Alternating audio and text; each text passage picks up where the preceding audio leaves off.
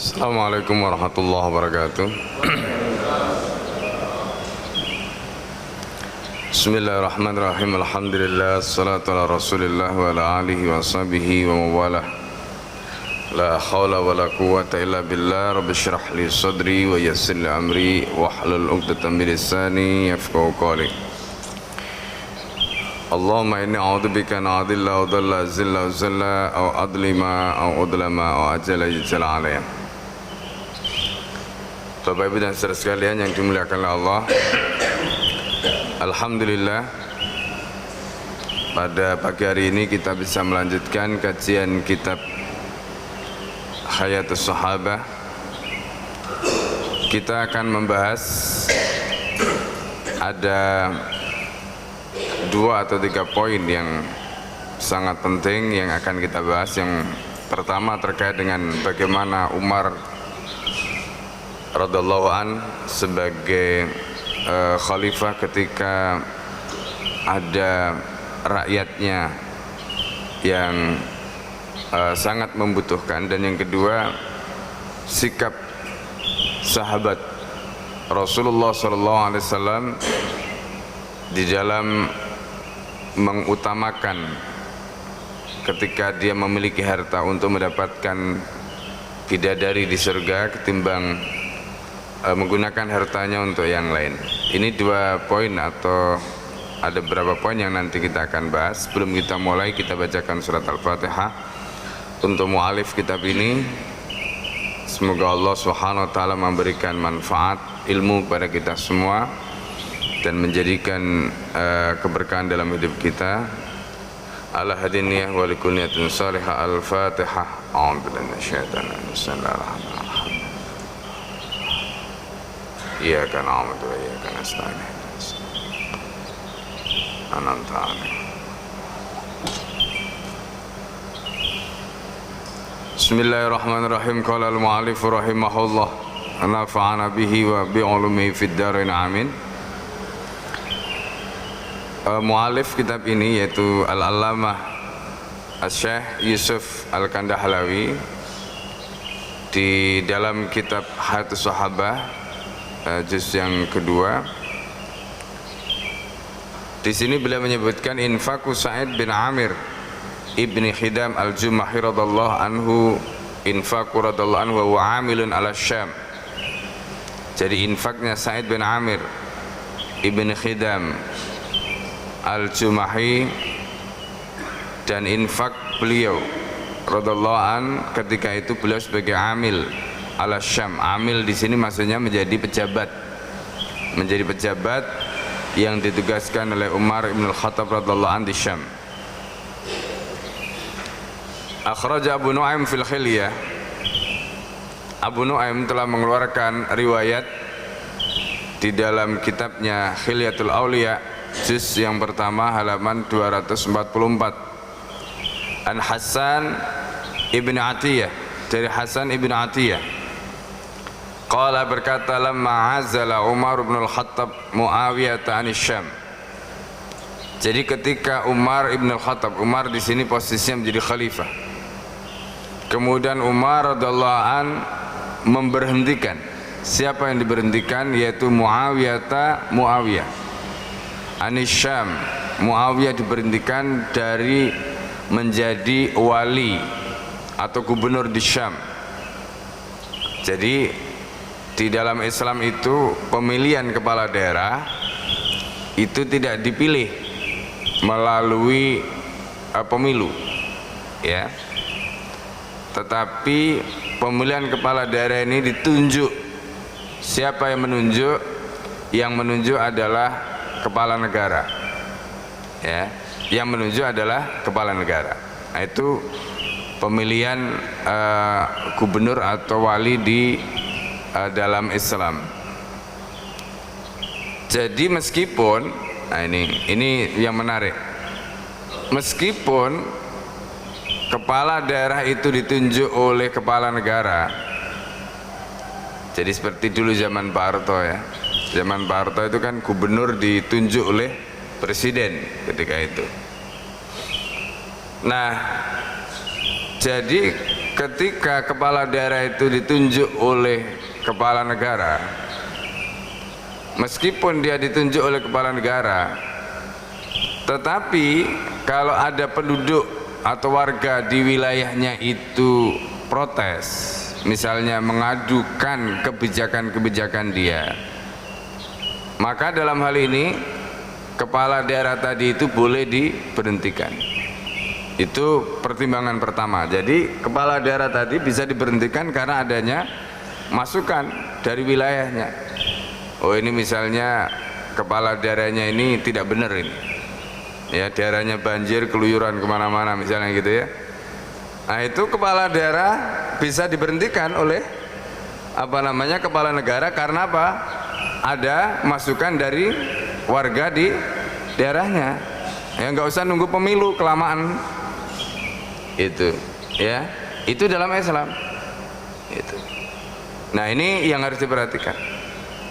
Yang kedua, kepala daerah itu juga bisa diberhentikan kapan saja, nggak ada periodenya.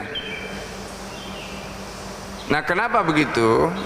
Karena kepala daerah ini kalau dibiarkan kelamaan dia bisa menyusun kekuatan. Dan inilah yang terjadi pada sejarah Abbasiyah kemudian. Ya, ini yang terjadi pada sejarah Abbasiyah kemudian. Jadi ketika Muawiyah ini juga kasusnya sama. Nanti pada zaman Sayyidina Utsman ketika menjadi khalifah, Muawiyah ini termasuk gubernur yang lama sekali. Ya, lama sekali menjabat sehingga kekuatannya luar biasa di Syam itu. Nah, pada zaman Umar, Muawiyah ini sudah diberhentikan. Ya, pada zaman Umar, Muawiyah ini sudah diberhentikan. Makanya nanti pada zaman Sayyidina Ali, Muawiyah ini melakukan perlawanan terhadap Sayyidina Ali. Pada saat Sayyidina Ali menjadi Amirul Mukminin dan Muawiyah ini karena punya kekuatan tadi.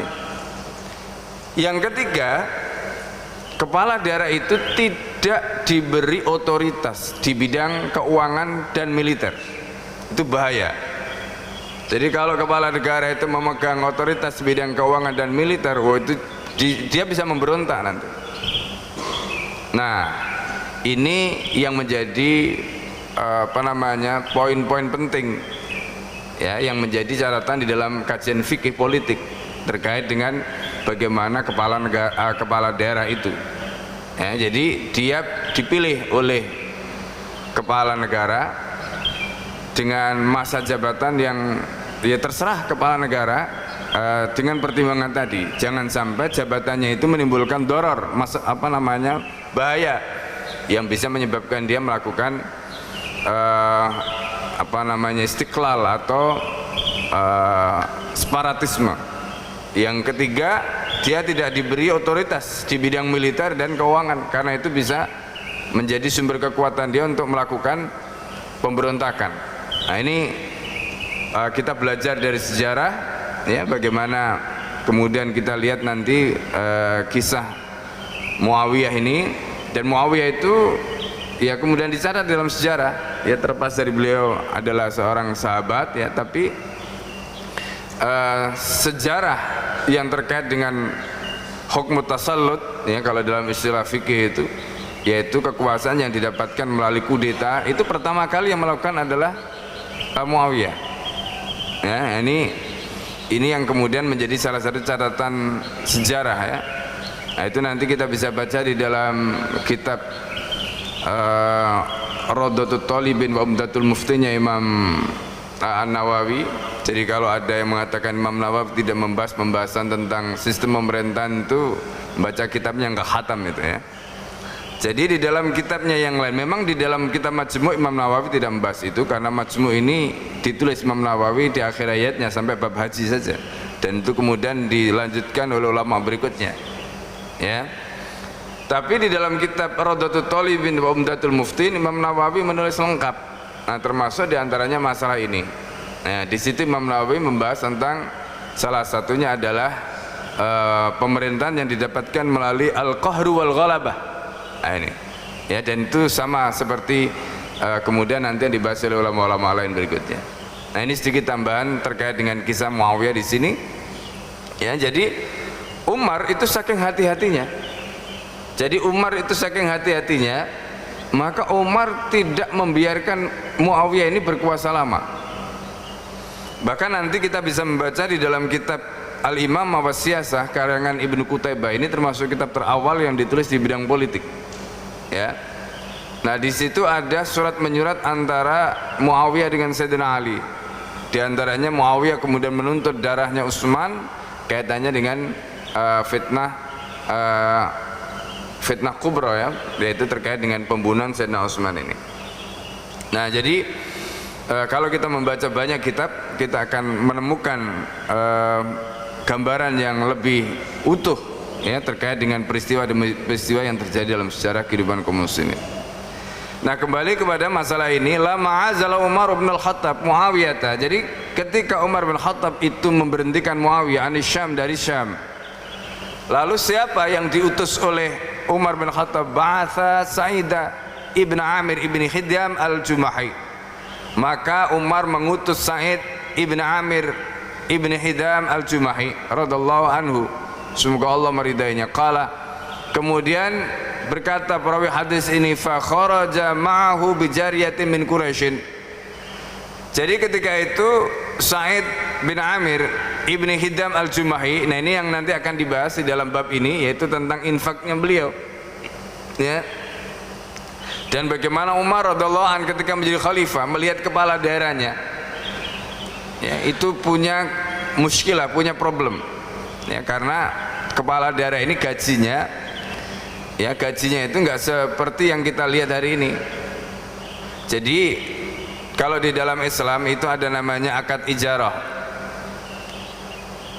ya, misalnya seperti kalau kita lihat PNS sekarang, PNS itu dia sebagai ajir khas, sebagai karyawan atau dalam tanda petik buruh yang secara khusus bekerja kepada instansi atau majikan, ya, apakah ini pemerintah ataukah swasta, yang kemudian mereka terikat dengan jam kerja, itu namanya ajir khas. Ajir am ini adalah orang yang diikat kontrak tapi dia bisa menerima banyak order dari banyak orang. Nah, ini contohnya seperti penjahit atau bengkel dan sebagainya, itu ajir am. Nah, ada orang yang bekerja untuk melakukan pelayanan publik tapi dia tidak disebut sebagai ajir am maupun ajir khas. Kenapa? Karena status dia tidak melakukan akad kontrak. Nah, di sini disebut di dalamnya adalah al-hakim. Siapa al-hakim itu? Al-hakim itu adalah pejabat negara. Ya, al-hakim itu adalah pejabat negara. Istilah hakim di sini beda dengan qadhi, itu berbeda. Ya, kalau dalam istilah fikih, makanya kalau membaca kitab kita harus tahu istilahnya. Jadi istilah qadhi itu berbeda dengan istilah hakim.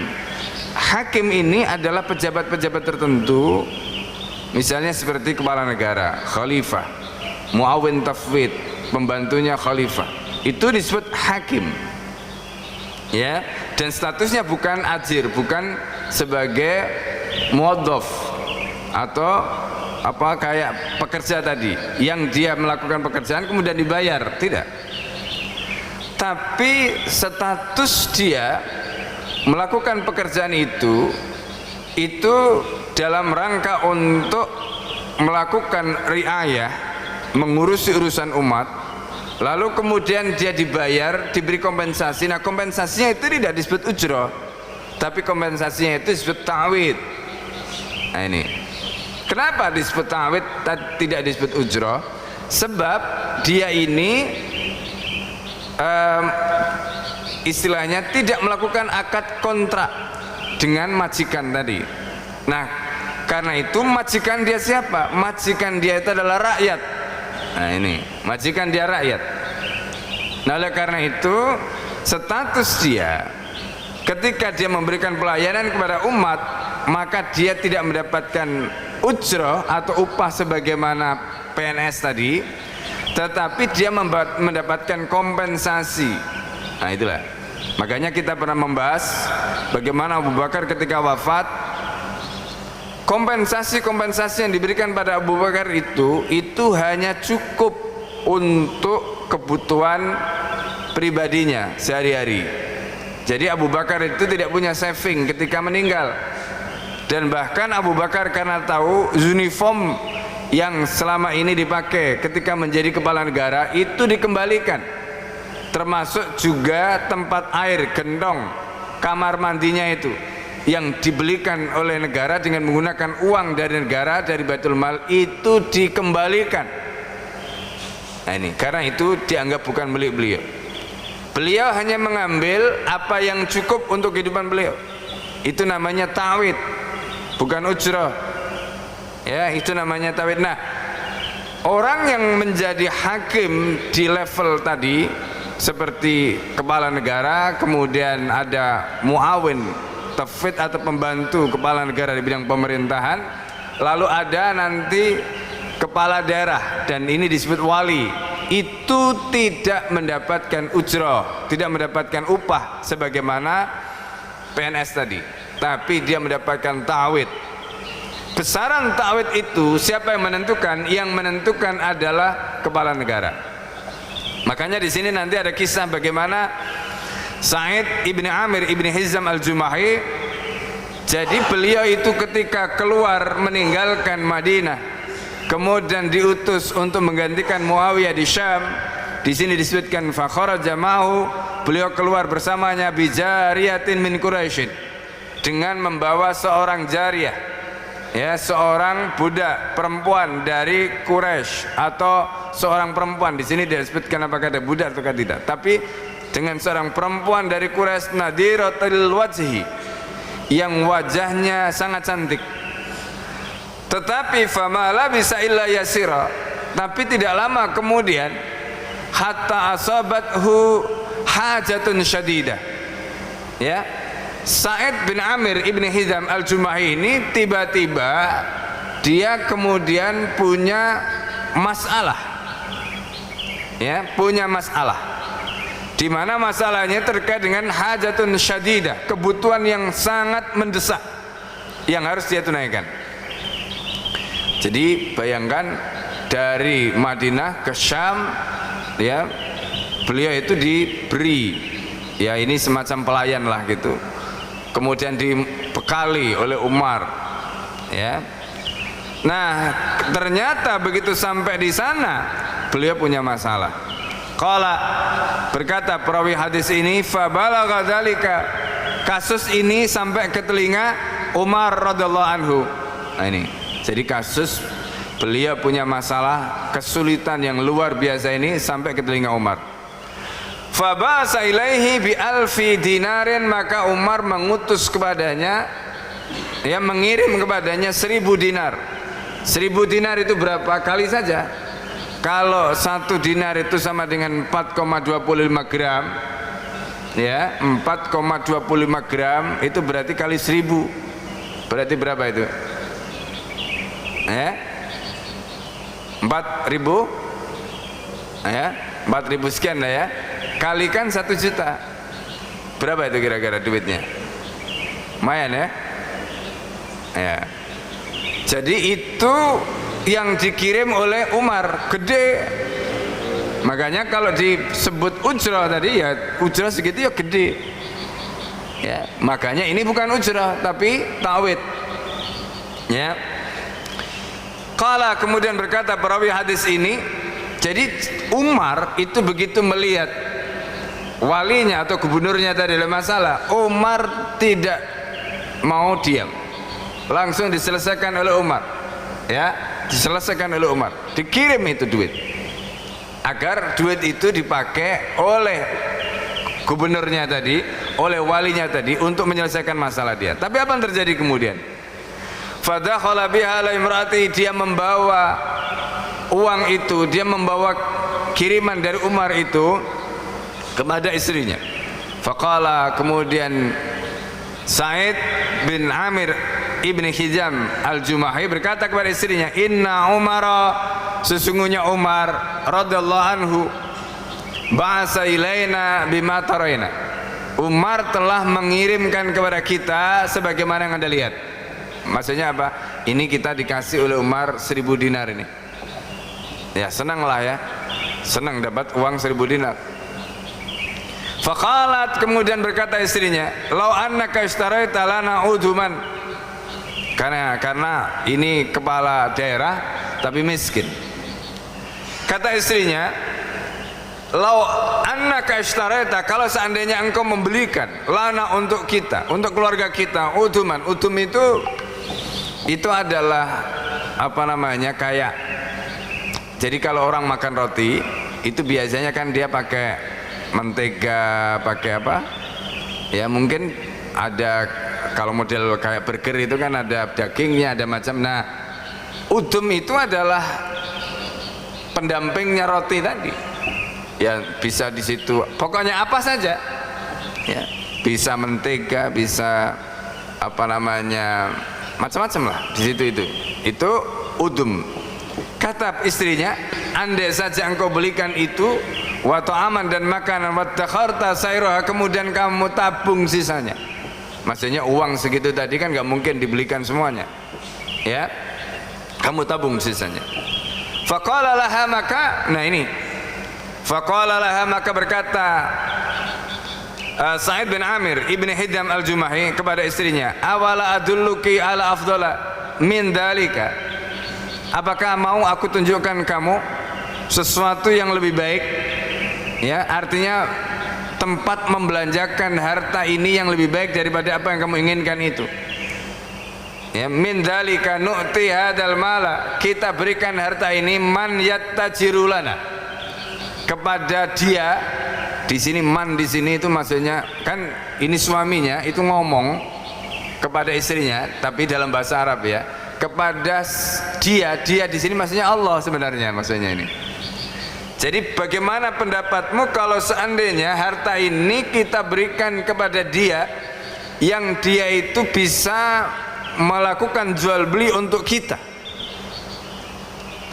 Allah itu kan berbisnis dengan kita, ya kan? Di dalam Al-Quran Allah mengatakan, innallaha ashtara minal mu'minina anfusahum wa amwalahum bi anna lahumul jannah. Allah itu telah membeli dari orang mukmin. Apa yang dibeli dari orang mukmin? Anfusahum wa amwalahum bi anna lahumul jannah. Hartanya, jiwanya dibeli dengan apa? Dengan bayaran surga, kan begitu? Di dalam Al-Quran.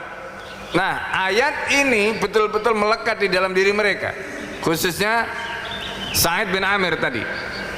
Jadi Sa'id bin Amir berkata kepada istrinya, bagaimana kalau harta ini kita serahkan kepada, kita berikan kepada dia yang bisa mengelola atau membisniskan harta ini gitu.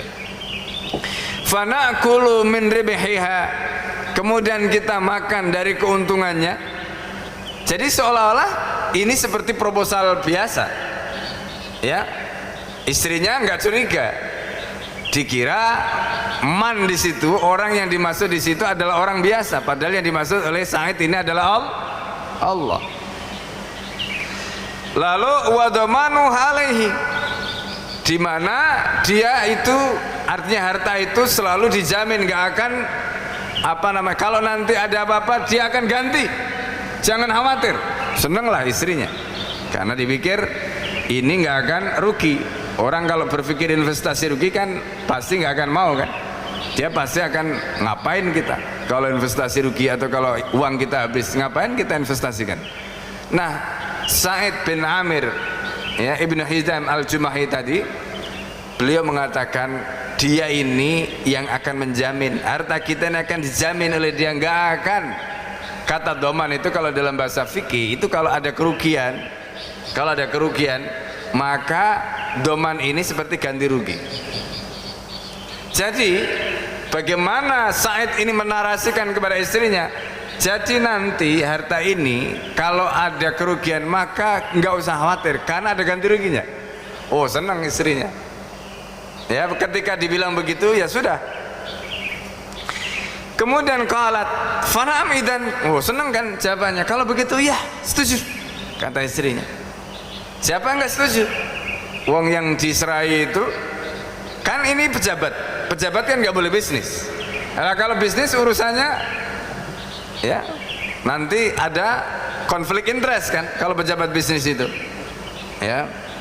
Bayangkan kalau misalnya dia membuat kebijakan dalam masalah kesehatan dia bisnis kesehatan, ya kan?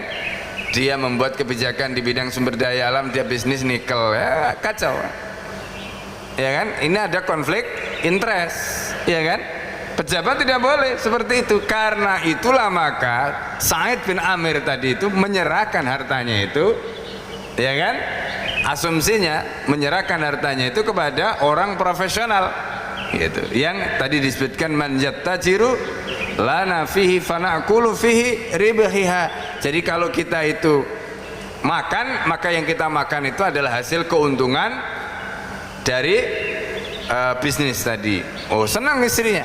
Apalagi kalau nanti ada kerugian, kerugiannya itu sudah dijamin, gak usah khawatir. Dengan kata lain, ini bisnis gak akan rugi. Ala kulli hal, istrinya setuju, ya.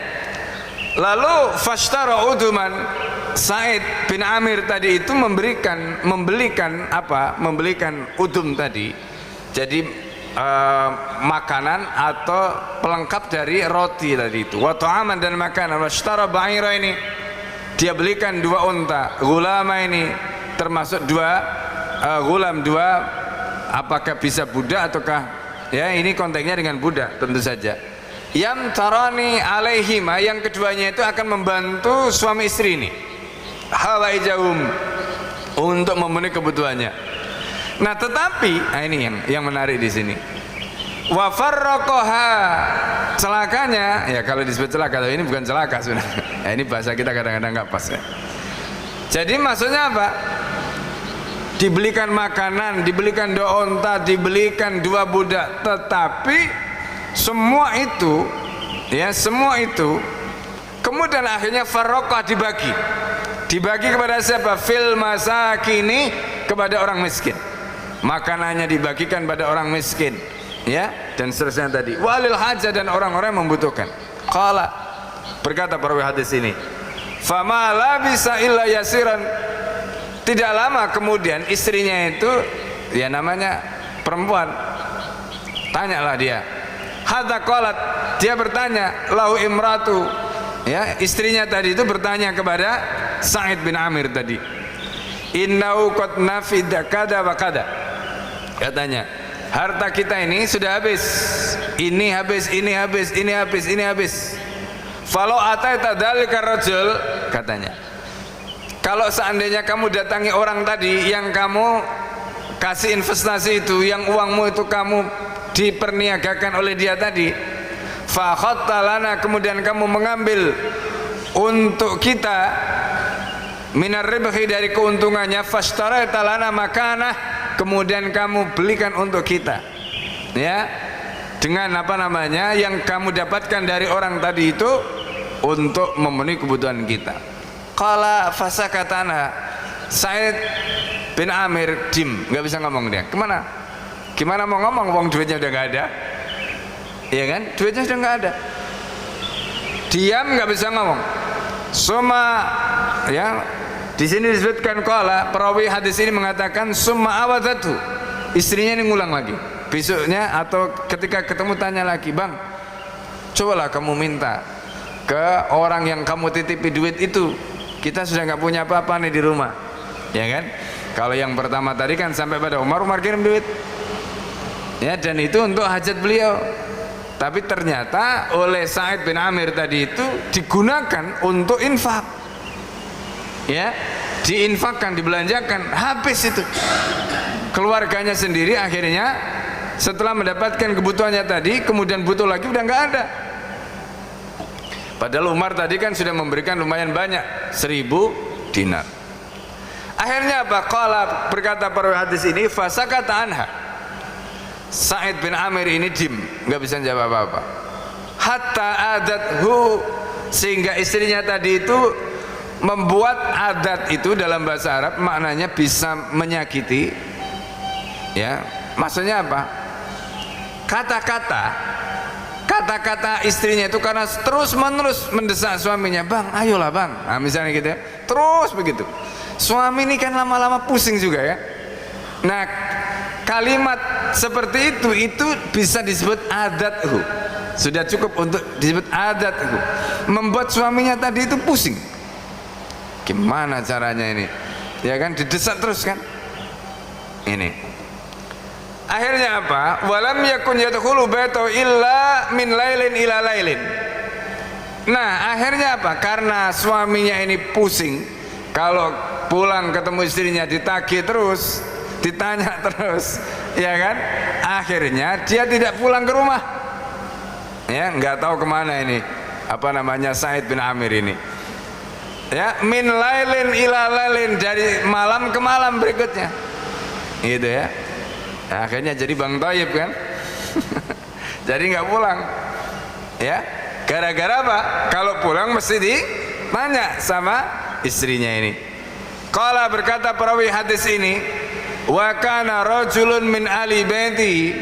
Kemudian ada seorang laki-laki dari keluarganya Sa'id bin Amir tadi. Itu mimman yadkhulu bidukhuli, yaitu orang yang tahu. Ya. Orang yang tahu kemana Sa'id ini. Ya, kemana Sa'id ini? Karena ketika Sa'id masuk rumah dia tahu, keluar rumah dia tahu kemana.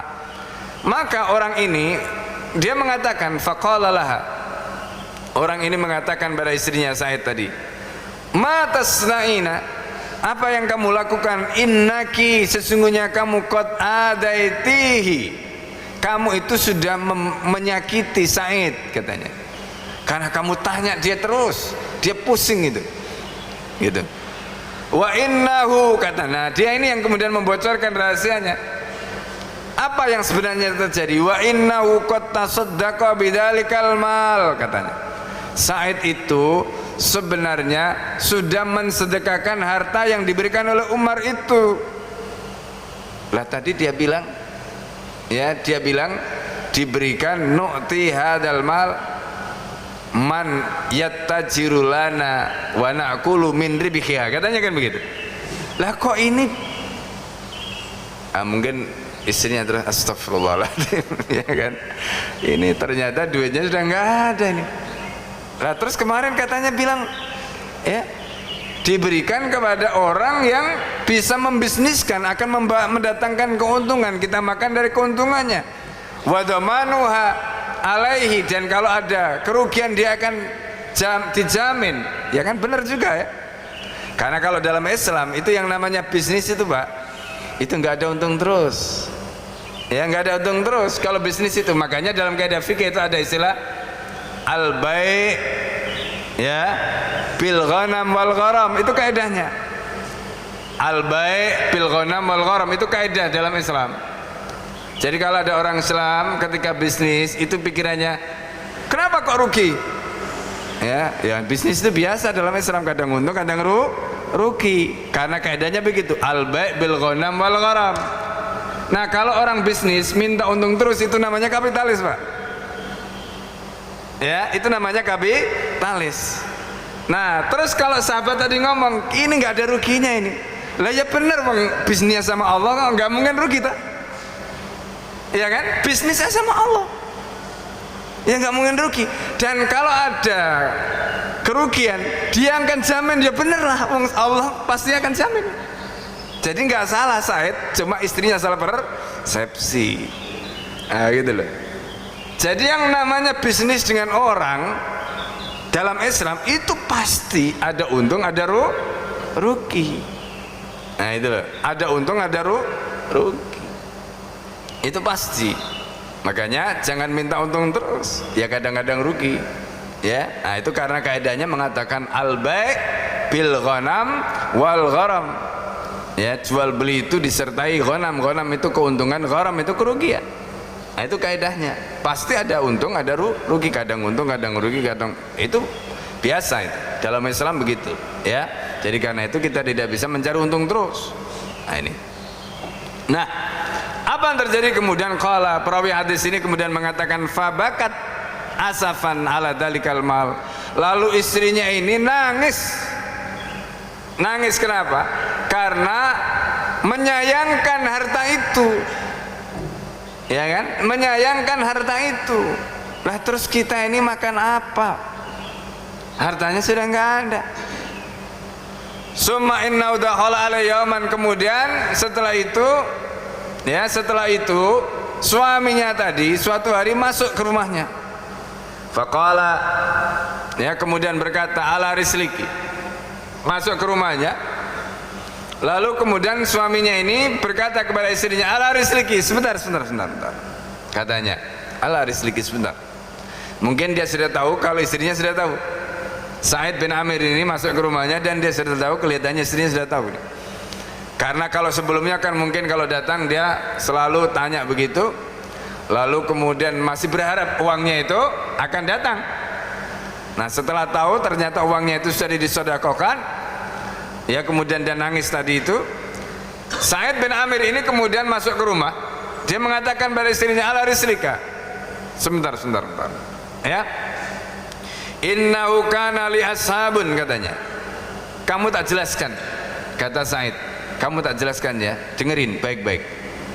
Aku punya sahabat, farakuni, mereka sudah meninggalkan aku, mundu qaribin, tidak lama, ya. Ma uhibbu anni sudittu anhum, katanya. Aku tidak ingin aku ini ditinggalkan mereka.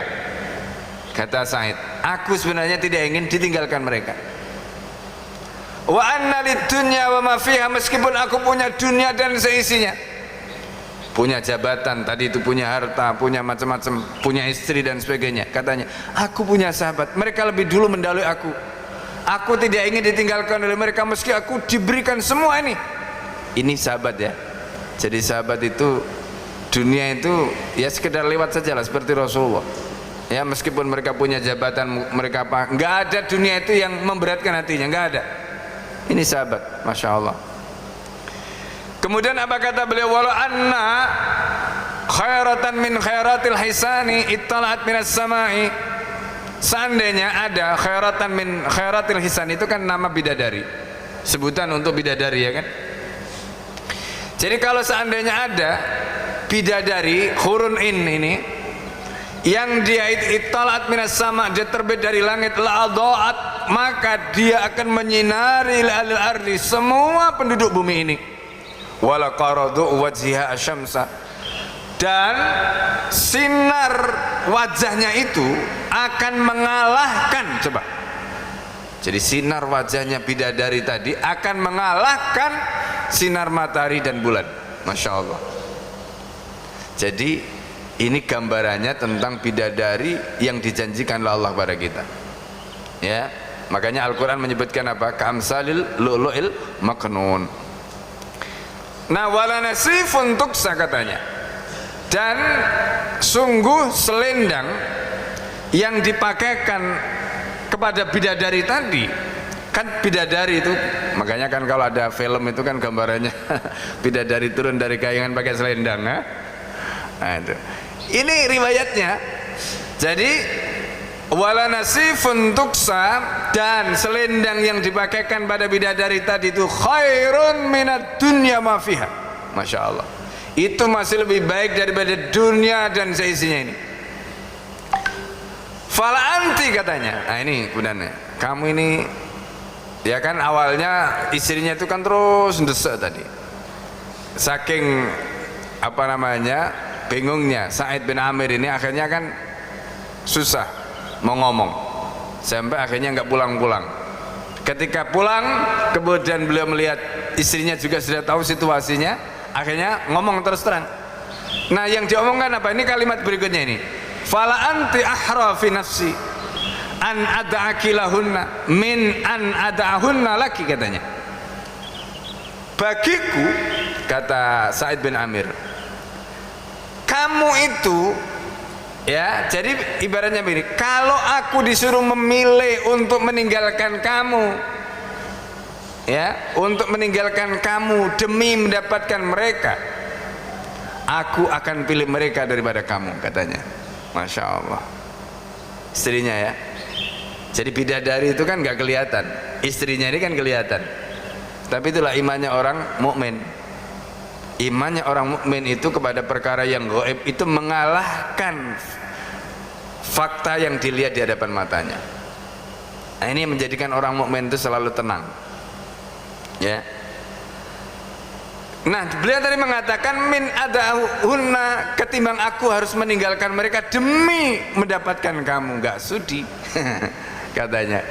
Lah kok ya kan, ini istri ini kan tidak seperti bidadari tadi. Bidadari tadi coba satu, dia kalau keluar itu di langit itu Masya Allah bersinar begitu luar biasa, ya kan?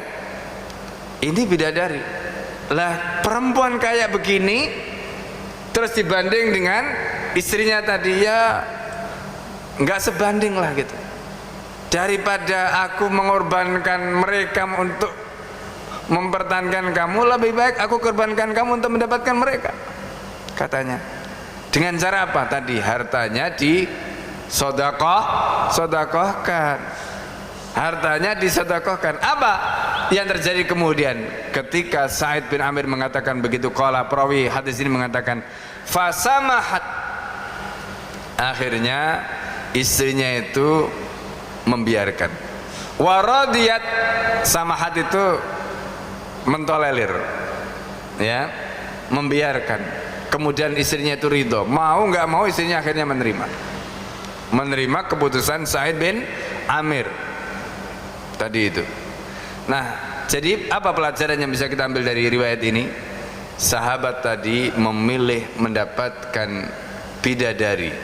Jadi yang pertama tadi, riwayat yang pertama tadi, kalau kita baca di awal, Umar bin Khattab yang pertama tadi sebagai seorang khalifah punya tanggung jawab ketika ada apalagi walinya yang kekurangan langsung dikasih. Itu tanggung jawab Umar sebagai khalifah.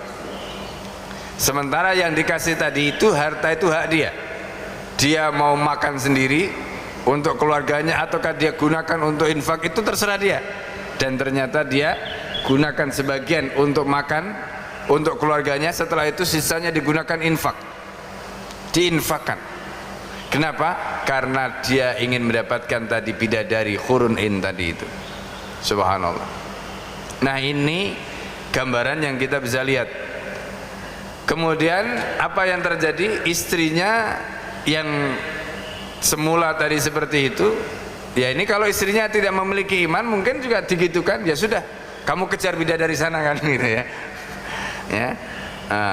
Jadi tapi istrinya ini karena punya iman, dia yakin gak akan ada istri yang beriman dia sanggup mengatakan begitu.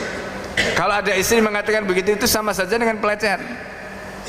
Karena ini adalah janji yang Allah janjikan, ya kan? Apa yang Allah janjikan artinya apa? Istri tadi itu terpaksa akur dengan apa yang dilakukan oleh suaminya.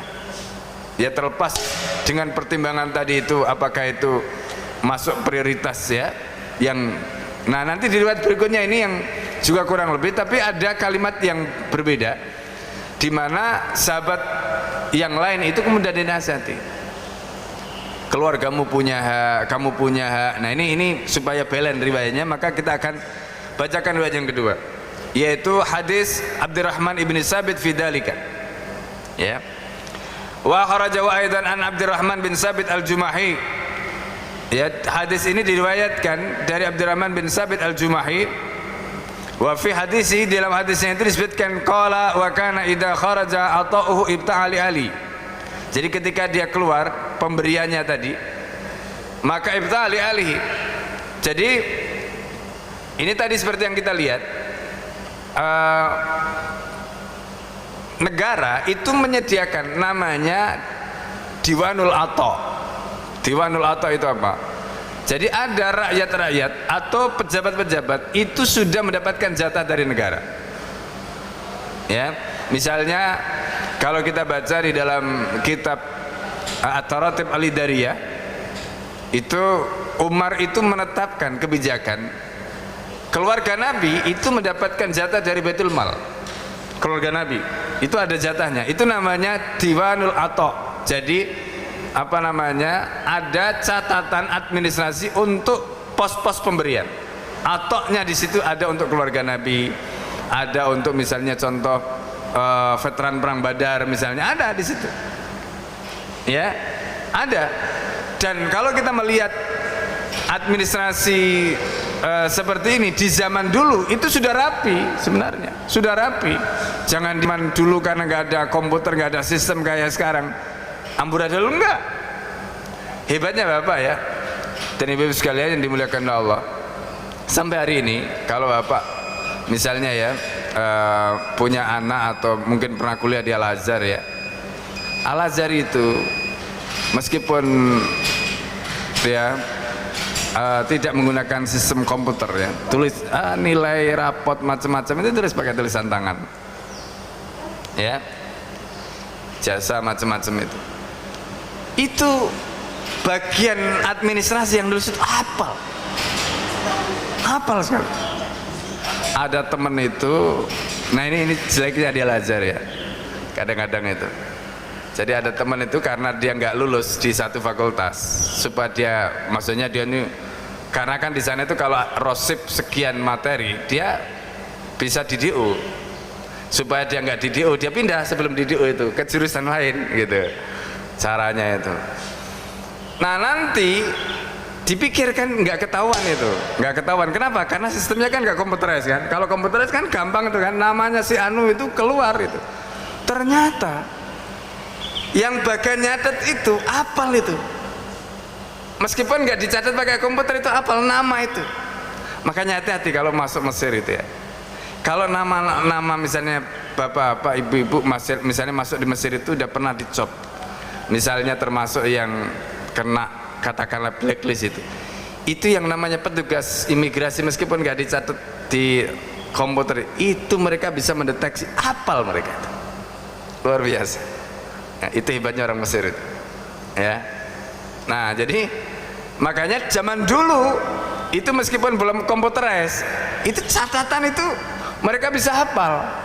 Nah kenapa mereka bisa hafal? Karena menunjukkan perhatian mereka yang luar biasa kan ya. Orang itu kalau intensitasnya itu tinggi dan perhatiannya begitu luar biasa, meskipun itu nggak ada catatan di komputernya. Sekarang ini kan catat di komputer semua itu. Begitu komputernya hang, pusing. Ini zaman dulu itu begitu. Makanya ada kisah ya, ada konflik di Mesir itu, rebutan tanah. Catatannya itu tidak ada di pemerintahan Mesir itu, tapi catatan itu ada di pusat arsip di Istanbul. Karena kan kemudian apa? Pada saat kekhalifan itu pindah ibu kotanya ke Istanbul, itu catatannya itu pindah ke Istanbul.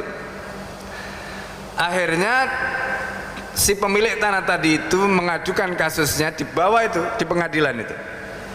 Ada sengketa antara pemerintah dengan pemilik tanah tadi. Di Mesir tidak ditemukan catatannya, akhirnya dia lari ke Istanbul. Diperiksa itu di arsip, dia kumpulan arsip di Istanbul pada zaman kekhalifan Abbasiyah. Ketemu Pak, ketemu itu arsipnya dan menang dia. Kenapa? Karena dia bisa membuktikan bahwa itu adalah tanah milik dia, meskipun di pemerintahan Mesir sudah nggak ditemukan, tapi itu ada di arsip di Istanbul. Nah, ini contoh. Jadi hebatnya Islam itu begitu. Makanya jangan melihat wah kalau kita pakai sistem Islam ini kayak balik zaman peradaban dulu, yang kelihatan modern itu komputernya, otaknya itu mundur sebenarnya. Iya kan, karena hafalannya sudah sedikit. Dulu itu nggak pakai komputer, nggak pakai laptop, tapi hafal mereka. Ya kan? Gitu. Kita kalau sekarang ditanya kan misalnya hadis itu. Ya kalau ulama dulu teng keluar ya, sekarang kan cari Google dulu. Itu bedanya ulama dulu sama sekarang. Ya, ini karena hafalan tadi. Nah, sedikit kita tambahkan.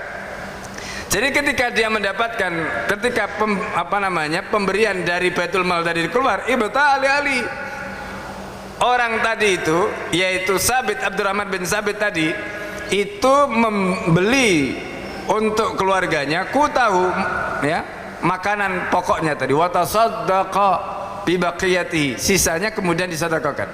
Fataqulu lahu imra'atuhu, lalu kemudian istrinya mengatakan pada dia, aina fadlu ataika, mana sisa uang jatahmu? Ya kan, karena dapat jatah dari Baitul Mal tadi. Mana uang sisa jatahmu tadi? Fayaqulu, maka kemudian berkata Abdurrahman bin Sabit al-Jumahi tadi, qad aqratuhu, aku telah aqratu. Aqrado itu dalam bahasa Arab maknanya apa? Uang itu atau harta itu aku pinjamkan. Kalau dipinjamkan kan berarti ada kemungkinan balik kan begitu. Itu bahasanya beliau. Fatahu nasun, kemudian dia didatangi orang. Faqalu, mereka mengatakan, padahal yang dimaksud aqratu itu apa?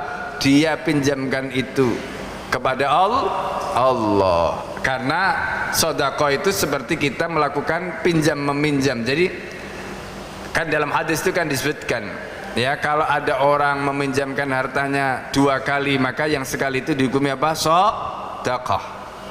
Nah, di situ dengan menggunakan kata aqrada, yuqridu. Iqrad itu maksudnya memberikan pinjaman. Apalagi kalau konteksnya dengan aqradallah, orang yang meminjamkan kepada Allah. Lalu orang-orang datang kepada dia karena tahu Abdurrahman bin Sabit ini suka begitu. Dinasihatilah dia. Inna li ahlika alaika haqqan, keluargamu punya hak, katanya. Keluargamu punya hak atas itu. Wa inna li azharika alaika haqqan. Ya, begitu juga. Jadi kalau tadi keluarganya, azhar itu adalah ya bisa apa namanya keluarga dari istrinya dan seterusnya tadi, karena sohr itu adalah hubungan kekeluargaan yang didapatkan melalui perkawinan, ya. Faqala ma ana bimusta'sirin alaihim wala bimultasbisin ridha ahadin minan nas, aku enggak butuh, katanya, untuk mendapatkan khuril ain, bidadari. Jadi maksudnya apa? Beliau lebih mengutamakan bidadari ketimbang semuanya tadi, ya.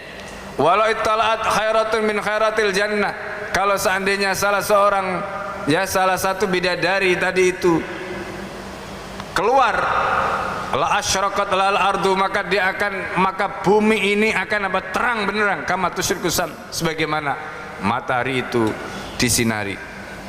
Nah, jadi matahari itu menyinari, matahari itu menyinari bumi tadi. Kemudian wa ma ana mutahallifan anil unukil awal, dan aku enggak ingin tertinggal dari rombongan pertama, katanya. Masya Allah. Kenapa? Ini rombongan pertama itu siapa? Sahabat. As-sabiqunal awwalun. Mereka sudah mendapatkan duluan. Aku enggak ingin ketinggalan mereka, katanya. Badaan sami'tu Rasulullah yaqulu, setelah aku mendengar Rasulullah pernah bersabda, yajma'ullah azza wa jalla an-nasa lil hisab. Nanti Allah akan kumpulkan pada saat dihisab itu. Jadi Allah akan kumpulkan manusia untuk dihisab, dikumpulkan di padang mahsyar. Fayaji'u fuqara'ul mu'minin, orang-orang fakir dari kalangan orang mukmin itu datang. Yazifuna kama taziful hamam, mereka itu terbang seperti terbangnya burung merpati. Tahu burung merpati terbang?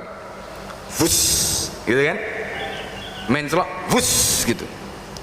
Nah, nanti orang-orang miskin dari kalangan orang mukmin itu pada saat di padang mahsyar, mereka itu tiba-tiba plus,